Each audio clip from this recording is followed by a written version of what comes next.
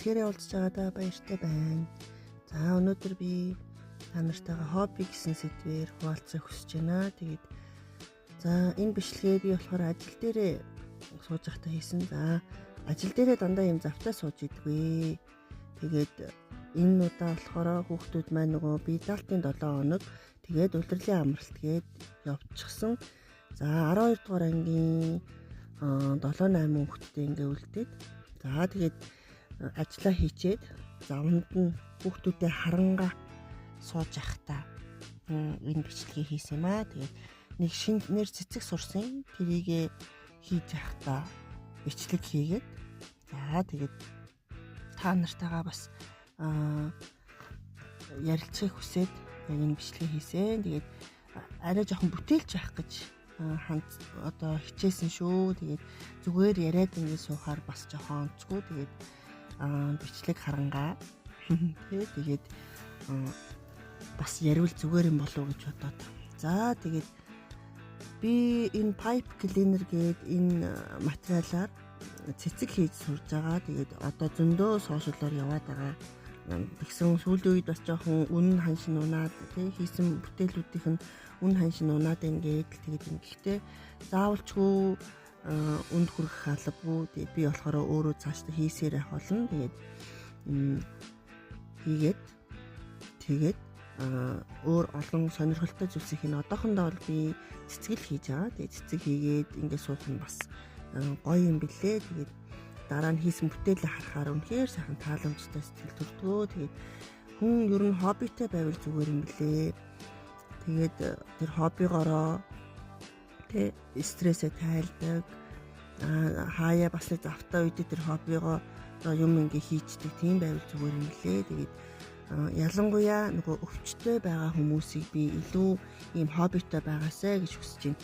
Тэгээ өвдөөдэн тэгээд энэ гэж суулгуугаар өөрийгөө хоош таталгүйгээр өвчнөө цагнаад бас суулгуугаар хоббитэй байвал тэр хоббигоо хөгжүүлээд өөр сонирхож болох өөрийнхөө биеийн онцлог тааруулаад таны бие хэр байна уу тэрнээсээ шалтгаалаад бас юм жижигхэн юм хоббинуудтай байвал физикэн зурч гэсэн нөгөө өвчнөө мартах бас нэг юм болдгийм болоо гэж би бодсон.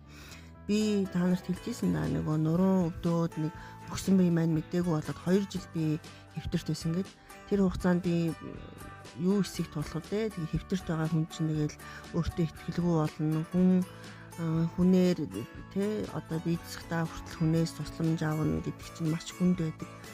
За тэгээд стресстэй ихэлсэн, уурлаж ихэлсэн, өөртөө ихтгэлгүй болж ихэлсэн тэгээд би ээжигээ нэг дэлгүүр явахт нөгөө нэг шигтгэн наамал авчруулаад тэгээд наагаад их шигтгэн наамал хийжсэн. Тэр үед бол яг тэр шигтгэн наамал хийж байгаа хугацаанд нөгөө өвчнөө ингээ мартаад тэгээд дараа нь хийсэн зүйлээ харахаар айгүй гоё санагддаг юм блэ. Тэгээд та нар маань ч гэсэн юм хоббитай байгаарай эрэгтэй эмэгтэй хөгшин залуу өвөө эмээ гэлтгүү яг юм хоббитай байвал зүгээр юм билээ шүү. Тэгээд ялангуяа бас гэртээ нөгөө хүүхдүүдэд хараа сууж идэг ээлжнэр маань гэртээ ингээл гэрээ ажил хийхээр үнэхээр заримдаа бухимддаг, стресстэй бас өөртөө ихтгэлгүй болж эхэлдэг. Тэгвэл бас нэг иймэрхүү юм ингээ сураад хүүхдээ унтуулад өөртөө чинь цаг зав гаргаж байгаа байхгүй өөрийгөө хөгжүүлж байгаа гэсэн үг тэгээ нэг юм сурцсан байхад хүн ямар булаагаад авах шүү дээ. Тийм болохоор та нар маань ямарваа нэг зүйлийг хоббигоо болгоод ингээ хийж байгаарэ. Тэгээд би саяас энэ Мартин 8-наар ийм цэцэг хийгээд тэгээд нэг ийм бяцхан юм сет гаргасан. Тэгээд найз маань надад лааны материалууд ингээ хийвмэг өгөө тэрүнд нь ингээ лаа хийгээд за би өөрөө нөгөө торт хийх айгу бас дуртай. Тэгээд торт хийгээд нэг мини бэлуу хийгээд за тэг шоколадаар бас цэцэг ингээд хийгээд ингээд ийм сет болгоод 30,000 төгрөгөөр зарсан. Тэгээд яг вэ хөөрхөн мөнгө болчихж байгаа. Зүгээр суухад надад хэдэн ч тэр 30,000 төгрөгийг өгөхгүй шүү дээ. Тийм болохоор ер нь нэг иймэрхүү жижиг бизнес хийх санаанууд ингээ байвал хийгээд гэртээ бас зүгээр суухгүй хажуугаар нь өөрийгөө хөгжүүлээд ингээд явбал зүгээр юм шиг санагцсан. Тэгээд би бас сая нэг онлайн сургалтанд бүртгүүллээ. Тэгээд 20 төрлийн юм сурах юм байсан. Тэгээд декор тэгээд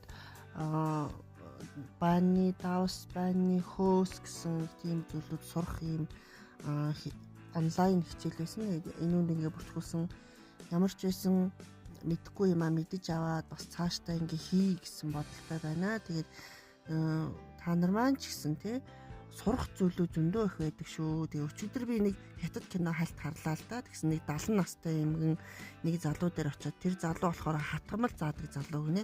Тэгээ тэр залуу дээр очиод би чиний хатгамлыг ингээ сурмаар байна гэдэг. Нөгөө залуу нь болохоор одоо бараг л ийм настай хүн байж бараг та сурч чадахгүй гэдгийгсэн чинь миний нүд муу те миний ойлголт одоо ухаан муу ч гэсэн би чиний энэ юуг чинь урлалыг чи ингээ сурмаар байна гэд.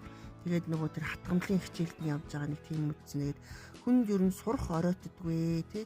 Тийм болохоор сурах зүйл их байдаг шүү. Манайхан тэгээд өөрөө өөртнөө дуртай зүйлсээ мэдэж аваад тэрийг хобби болгоод хийж агаарай. Тэгвэл багхан ч гэсэн бас өвчнөө мартна, багхан ч гэсэн стрессээс хол байх болно шүү. Тэгээд за тийм миний бичлэгтэй хамт байдаг та нартай баярлалаа. Тэгээд дараагийн удаа өөрийнхөө ажлын талаар бяцхан бичлэг оруулах болно. За бүгдээрээ баяртай.